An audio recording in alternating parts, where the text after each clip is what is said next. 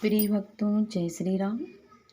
कल्याण पत्रिका से ब्रह्मलीन परम संत श्री जयदयाल जी गोयंदिका के उपदेश।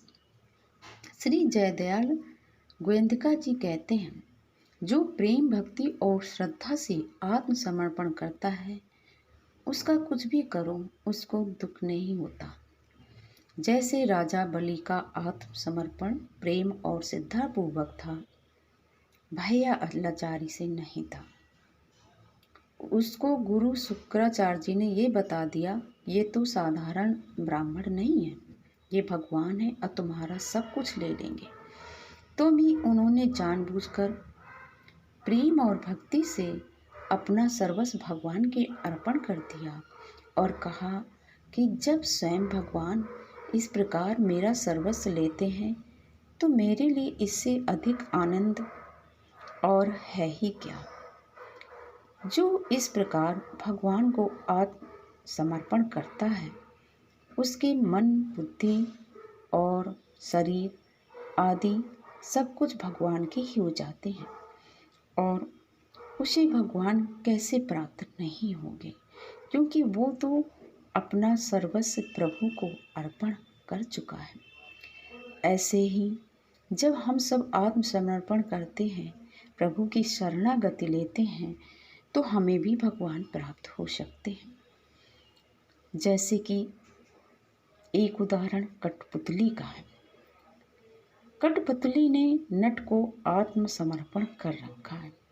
नट उसका चाहे जो सो करे, वे उसे कपड़ा पहनाए या युद्ध कराए और या जो कुछ करे, वे अपनी तरफ से कुछ नहीं करती, क्योंकि कठपुतली में चेतना शक्ति नहीं है, वह जड़ है।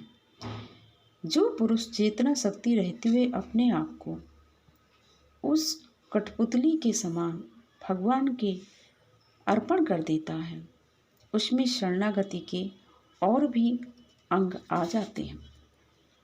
शरणागति के लिए इतना ही काफ़ी नहीं है। शरणागति है प्रभु से सर्वस्व अर्पण करना, उनका नित्य निरंतर ध्यान करना। यदि एक उदाहरण अगर आप बाजीगर के बंदर का भी ले लें, तो उसको मालिक के आज्ञा के अनुसार चलना होगा। यद्यपि यह भी शरणागति का एक अंग है, परंतु प्रधान तो अपने आप को अर्पण कर देना ही है। जैसे हम लोग एक गाय किसी ब्राह्मण को अर्पण कर दें, तो फिर उस गाय पर उस ब्राह्मण का ही अधिकार हो जाता है। इसी प्रकार हम अपने आप को भगवान को अर्पण कर देंगे तो अपना अधिकार रह नहीं जाता है। यदि बारीकी से विचार किया जाए तो पहले से चीज़ें, ये सब चीज़ें परमात्मा की ही हैं। भक्तों, हमने उन पर अपना अधिकार जमा रखा है, वे उठा लिया जाए। जो इस प्रकार समझ आता है, उसको लोक दृष्टि में देखने वाली कैसे ही दुख सुख आकर प्राप्त हो, भगवान उसका चाहे जो सो करें, उसको किसी प्रकार का कष्ट नहीं होता। इतना ही नहीं, वह आनंद मग्न हो जाता है।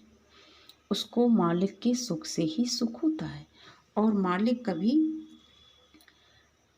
दुखी नहीं होता, इसलिए वह सदा सुखी रहता है। इसी तरह से जब हम सर्वसमर्पण, आत्मसमर्पण, शरणागति प्रभु के अधीन हो जाएंगे, तो हमें भगवान की प्राप्ति हो जाएगी।